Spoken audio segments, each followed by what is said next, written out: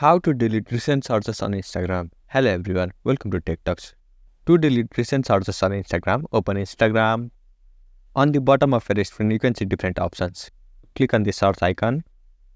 On top of your screen, you can see search box. Click on that. Here, you can access all your search history. You can also delete search history from here, but this is not the best way to delete them all. To delete them permanently, on the profile icon located on bottom of your screen. Here on top right hand side of your screen, you can see hamburger icon. Click on that. Now click on your activity. Now scroll down to recent searches. And then simply click on that.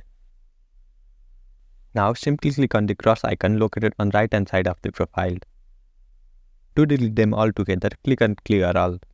Again, click on clear all. By doing this, you will be successfully able to permanently delete recent searches on Instagram.